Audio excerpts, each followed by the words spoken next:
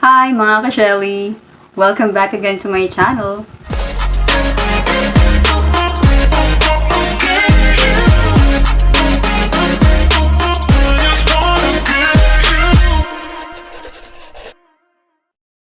Long time no see guys So, for today's video, ang pag-uusapan natin ay kung paano ko nag-housing loan sa pag-ibig.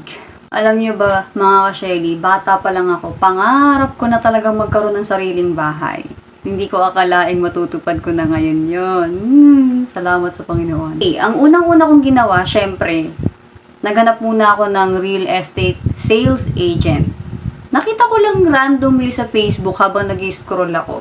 Tapos piniem ko. Shoutout nga pala sa aking agent na si Ma'am Maribeth Resbales. More sales to come. At ang unang pinagawa sa akin ng agent ko ay umattend daw muna ako ng health seminar o Home Empowerment Learning Program.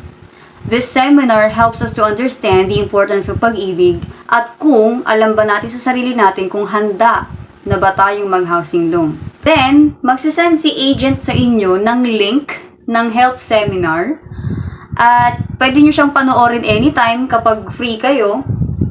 Kasi ano siya, recorded naman siya.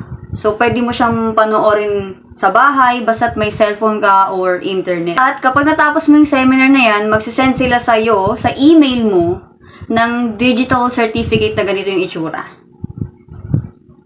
Ang next step naman guys ay reservation payment na kung saan magbabayad ka ng 10,000 pesos for processing fee. Kasama na ron yung pagpapakabit ng kuryente at saka tubig kapag naibigay na yung bahay. At kaya tayo magbabayad ng reservation para makasecure din tayo ng slot sa kanila. Kasi ang dami na rin kumukuha talaga ng bahay ngayon, lalo na kapag pre-selling yung mga townhouses. Marami nagpapareserve, kaya paunahan talaga. So, para makasecure ka ng slot mo, kailangan mong magbayad ng processing fee ng 10K. So, ipapakita ko sa inyo yung araw na nag-reserve ako ng slot ko sa mismong office ng real estate ng agent ko. Sama na rin pala dyan guys yung tripping na kung saan pinuntahan namin yung magiging location ng magiging subdivision ng mga bahay. Pinakita na rin sa akin ng agent ko kung saan itatayo yung mga bahay. At the same time, nagbayad na rin ako ng reservation. Say hi! Hello po! Ayan si Miss Maribeth na napakadakilang Salamat po. Andito na kami sa kanilang office. Mamait ka lang, baka mabinit ka. Okay po. Okay. Tayo pupunta muna sa office nila. Ay!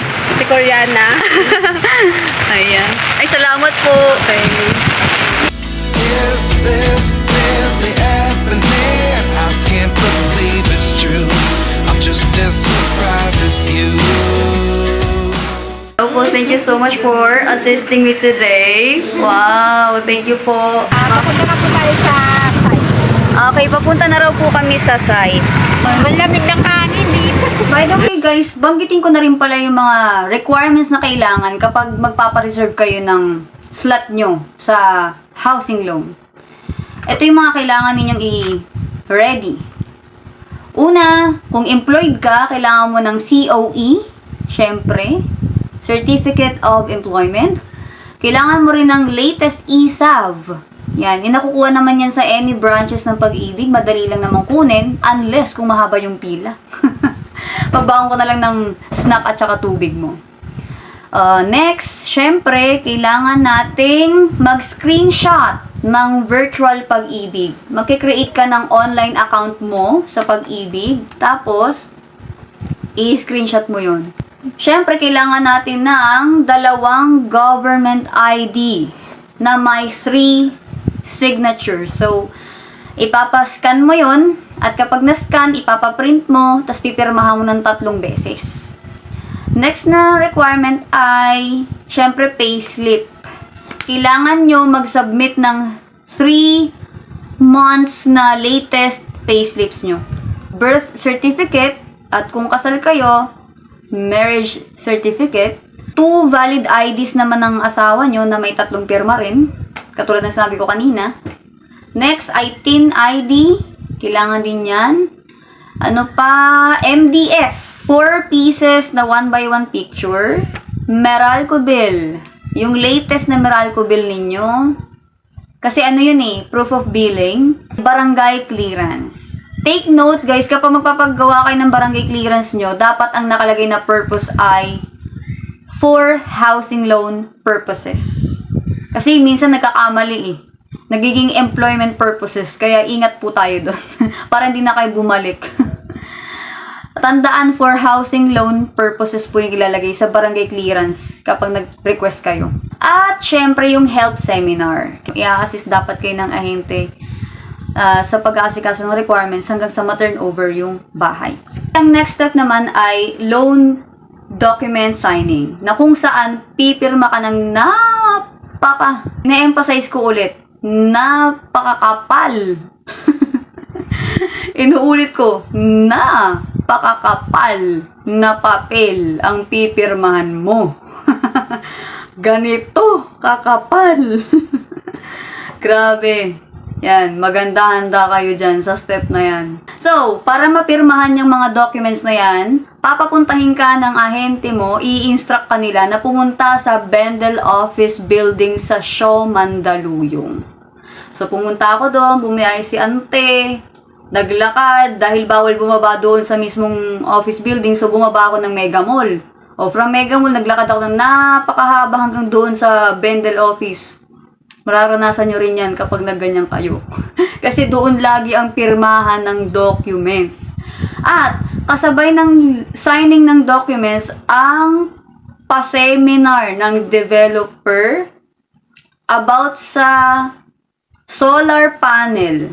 May project kasi sila Yung developer, meron din silang partnership na may project ng solar panel. Di ko na lang babanggitin kung sino yung developer o kung sino yung nag-create ng solar panel project kasi for confidentiality, alam nyo naman yun. Basta yun, kasabay ng loan document signing, yung pag-attend ko ng seminar ng solar panel chuchu. So, ipapakita ko sa inyo yung pagpunta ko sa Bendel Office Building nung araw na nag-sign ako ng napakakapal na documents. Let's go! Hi guys! Siningal ako, grabe, attend tayo ng seminar ng pag-ibig. Okay. Dito na ako sa building. Ayan. Makarating ko lang. Diyos ko, lumagpas pa ako. Naligaw pa yata. Is this really happening? I can't believe it's true. I'm just as surprised as you. Guys, kung nag-reserve ako ng slot noong August 26, 2023, nag-sign ako ng mga loan documents noong May 2024. So, yan, inabot na ng next year, di ba? So, mga ilang buwan din ako naghintay bago ako mag-sign ng documents. After ko mag-signing ng documents nung May, alam ko pinabalik pa ako niyan Pinabalik pa ako nung June. Tama, bumalik pa ako ng June kasi may changes raw. May pipirmahan daw ulit o di balik si bakla o di ba balik na naman ako sa Mandaluyong, biyahe na naman si ante, naglakad na naman ako from Mega Mall to Bendel Office. O nakakaloka, di ba? Para sa pangarap laban. O di ba? O ito na naman. Pakita ko ulit sa inyo yung pagpunta ko na naman sa office na yon. Let's go. Hi guys, nandito ako ulit sa Bendel Office sa Mandaluyong kasi magsasign ulit ako ng mga loan documents kasi may mga changes. So yun, for the balikang person. Here. Tada. Yan. Pirma-pirma, back-to-back daw. Good luck. Hindi pa ako kumakain. Okay. After ng mga pirmahan na naganap, ang next step ay buyer's verification seminar. Ang natatandaan ko, June 2024 din to nangyari. After ng signing ng documents ko nung May.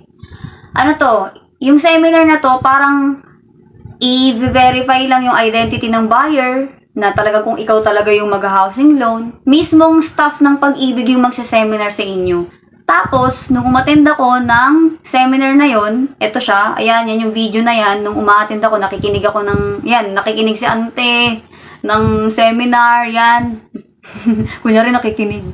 Tapos, Pagtapos na yung seminar na yan, pipicturean kayo, i-screenshot ng staff ng Pag-ibig yung valid ID nyo, nakaganyan kayo. Ito yung valid ID nyo kunyari. Tapos ito yung BVS form na pinaprint nyo, na pinilapan nyo, nakaganyan kayo. Tapos pag in-screenshot na ng staff, okay, tapos na po, o pwede na kayo mag-exit. Tapos na. Pagkatapos ng buyer's verification seminar, nakatanggap ako ng text from turnover team ng Pasinaya. Kasi Pasinaya Homes, yung subdivision na kinuha kong bahay. So, nakatanggap ako ng, anong tawag dito? Loan approval and take-out letter. Ibig sabihin daw nun ay na-approve na daw ni Pag-ibig yung loan application ko at binigyan na ako ng take-out letter. July 17, 2024. So, right after lang ng BVS seminar, nagkaroon na ako ng take-out letter tsaka loan approval. Real quick. Doon sa take-out letter, makikita nyo kung magkano yung magiging monthly amortization nyo at kung kailan nyo babayaran monthly. So, doon nyo na makikita lahat yun. Ibig sabihin, na-approve na ni Pag-ibig yung housing loan at binigyan na kayo ng schedule ng monthly amortization at binigyan na rin kayo ng amount kung magkano yung babayaran nyo monthly. Ang next step naman, kapag nakatanggap ka na ng take-out letter, ay, syempre, makikita mo dun yung babayaran mo monthly at kung kailan yung due date mo monthly. Since alam mo na kung magkano yung babayaran mo at kung kailan ka magbabayad, nire-require na magbayad ka ng first monthly amortization. Requirement na magbayad ka ng first monthly amortization mo para maka-attend ka sa online turnover seminar. So, ni-require kami na magbayad ng first monthly amortization namin para bigyan kami ng schedule ng online turnover ko. So, nagbayad ako kay Pag-ibig branch. Bayad si ante, nakuha ko yung resibo. Pagkakuha ng resibo, pinicturean ko, sinend ko sa messenger ng Facebook page ng developer, pati yung valid ID ko na may 3 pirma, sinend ko rin. Kailangan daw nila eh. O, ano pang sinend ko? Ayun, yung resibo. Yung resibo ng binayaran ko na first monthly amortization sa Pag-ibig. Tapos yung ID ko na may 3 pirma, sinend ko rin. Ano pang sinend ko? Sinend ko rin yung resibo ng processing fee ko. Yung resibo na 10,000 nung nagpa-reserve ako last year, yan, kailangan din daw isend sa kanila. So, 3 ang kailangang isend. Yung resibo ng una mong buwan na binayaran sa Pag-ibig, yung processing fee na 10K na binayaran mo na nagpa-reserve ka, at yung valid ID mo na may 3 pirma. Yan ang isinend ko sa kanila, sa turnover team ng developer. Nung sinend ko na, edi hintay-hintay ako. Hintay-hintay ako kung kailan ang schedule ng online turnover ko. Kasi yung online turnover seminar na yun yung parang ino-orient kayo kung ano yung mga kailangan yung dalhin, kailangan yung gawin kapag ibibigay na yung bahay. So, para mangyari yun, parang bigyan ka ng schedule ng online turnover seminar, kailangan ibigay mo katibayan na nagbayad ka na ng first monthly mo. At katibayan na nagbayad ka rin ng processing fee. At syempre, hindi ka lang isang beses magbabayad ng first monthly amortization mo. Tuloy-tuloy na yan. Kasi ang naging schedule ko, binigay sa akin ng monthly due ay every 15th of the month. O diba? Sakto pa sa sahod. Yan yung schedule ko sa tuwing magbabayad ako ng housing loan ko. Ang amount ng monthly amortization ko ay secret. Syempre, hindi ko yan i-disclose. Basta malaki. Malaki ang monthly ko. Kasi napunta sa akin, ang unit na napunta sa akin, end unit. Yung nasa dulo, di ba pag inner, sa gitna, tapos may 2 kang katabi, left and right. Kapag corner, wala kang katabi sa kabila, tapos may katabi ka sa kabila. Kapag end unit naman, may katabi ka sa kabila, ito yung sayo, tapos space ng konti, bago yung panibagong block. End unit na punta sa akin with firewall pa, kaya mahal. Anyway, thankful pa rin ako. Kasi sa likod ng bahay ko, pader na ng subdivision. So, wala akong kapitbahay sa likod. Walang maiingayan at hindi rin ako maiingayan. At dumating na nga ang araw ng online turnover seminar. Tuwang-tuwa si Ante. Sa wakas, malapit na ang tagumpay. Okay.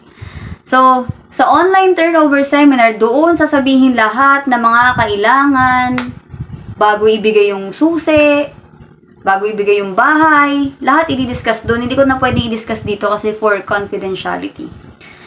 So, makikinig lang kayo doon. Alam ko, almost 50 to 1 hour lang naman yung duration ng online turnover seminar na yan. Kaya, makinig kayo mabuti kasi lahat ng rules, lahat ng guidelines nandoon. I-discuss nila yan. Magsisend din sila sa email ninyo na mga documents na kakailanganin at hahanapin nila sa araw ng turnover ng bahay nyo. Na-turnover yung bahay at susi ko nung September 13. Sayang hindi pa natapat sa birthday ko, September 7. Ginawa pang 13. At alam nyo ba guys, Friday yun. Friday the 13th. Medyo malas. Hindi naman sa malas. Kasi imbes na ako yung pumunta, si Mudra, si mama ko yung pumunta sa actual turnover ng bahay at susi ko. Kasi may trabaho nun si Akla. May trabaho ako nun. Kaya hindi ako pwedeng umabsent. Kaya ang ginawa ko, nagpanotaryo ako for the special power of attorney para payagan na si mama ang mag-process ng everything. So yun, gumorabel si mama sa turnover at siya ang unang nakakita ng house at siya ang kumuha ng aking susi. Salamat, shout out ma, salamat sa pag-aasikaso sa actual turnover at lahat-lahat. Dahil busy ang iyong inakay. Salamat Mudra, love you. Shout out kay Mamo. Okay. Tapos yun. Siyempre, binalitaan na lang ako ni Mama kung anong ganap. Ayan, na-turn over ang aking bahay ng September 13. Yay! Pero hindi ko na nakita. Late ko na lang nakita nung bumisita ako doon. Bumisita na lang ako doon mga October na. So, speaking of actual turnover, ginabi naman ako nung nakapunta na ako sa Naik. Sa Naik kasi yun. So, eto na. Ito yung eksena, nung sinilip ko yung bahay ko, ginabi na ako napunta ron. Buti pinayagan ako ng guard. Let's watch this. Ganito.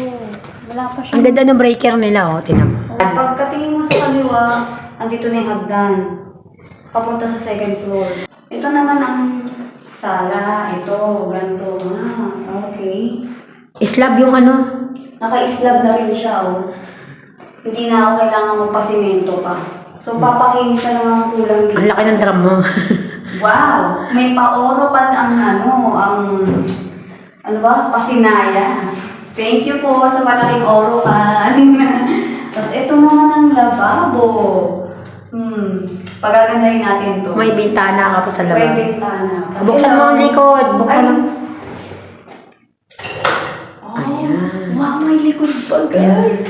Wow, dito tayo maglalaba. Ito yung laundry area. Okay, ito naman yung banyo. Wala pa kasing kuryente eh. Ayan siya. Wow. Hindi pa fully furnished. Pasok ako. So, pagagandahin natin to guys. Ayan. Ito yung sabitan ng telephone shower. Dito ako tatai. Diba? Tatay sa taas. Salamat sa taga-video ko na si Mama. Okay, tara, akit tayo guys. Ayan. Ba, nakaano ba? Ayan. Ayan. Ito na ang taas. Papadilan mo muna ng... Meron siyang pansamantalang braces. Tapos, kasyang-kasya Oh. nga ang dalawang kwarto dito guys. So, ang lawak. Lawak pa ba yan sa'yo? Malawak. So, isang kwarto dito sa left, isang kwarto dito sa right. O, di ba? Malawak. Ito yung hagdan guys. So, pag akit mo, ganito yung itsura niya. So, lalagyan pa ng kisame. Ayan. Papakisamihin ko pa yan guys. Tapos lalagyan ko pa ng divider yan. Wala pa namang skin coat. Wala pang pintura and all. Ang next vlog natin ay beautification and improvement ng bahay. Okay, so nasilip na natin. Kailangan ko na umuwi, pagod na ako. Ayan. Ang ganda pala eh. Ang ganda. Yung hagdan ang gusto ko dyan, buo. Ito yung ano. Yung buo, hindi butas. Hindi butas, pero papalitan ko pa. Maingay rin yan eh. Papalitan ko pa rin yung hagdanan kahit ganito. Gawin mo semento. Gagawin ko sa menu. Nasilip nyo na yung aking bahay na tinurn over. Sa wakas. 1 taon lang yung hinintay ko. Nakuha ko na agad yung bahay ko sa housing loan sa Pag-ibig. Parang ang bilis. By the way guys, if you're looking for graphic design and branding services, kindly reach out to Iconic. Yan. Kontakin nyo lang sila dito. Also, it's BIR and DTI registered because it's ready to bring your ideas beyond ordinary. Panis! Si Red, ang founder ng Iconic. Shout out! Shout out mga HB Heroes Alliance ko dyan! Shout out din pala sa mga kapitbahay ko dyan sa Pasinaya homeowners! Hoy! Ang tawag namin sa Pasinaya sa subdivision namin, farm. Ang aming munting farm. Kamusta na dyan? Hindi pa ako makakatira dyan, guys. Kayo muna mag-enjoy sa ating farm. Shout out, mga ka-farm! Miss you, guys. Sana mag-ano tayo. Matuloy na ang drawing na boodle fight. Yung hindi mo akalain yung pangarap mo lang noon is matutupad mo pala. So, wag lang, ang mapapayong ko lang, wag lang kayong tumigil. Wag kayong tumigil mangarap. Pero samahan nyo rin ang gawa. Totoo. Totoo pala na kaya mong tuparin yung pangarap mo kung gugustuhin mo lang. Kaya, don't give up, guys. Hey! Thank you, Lord. Road to 5K subscribers na tayo, mga ka-Shirley. Thank you po. Thank you, thank you. Okay, guys. Don't forget to like, subscribe, and hit the notification bell for you to get updated about my videos. Bye-bye. See you next time.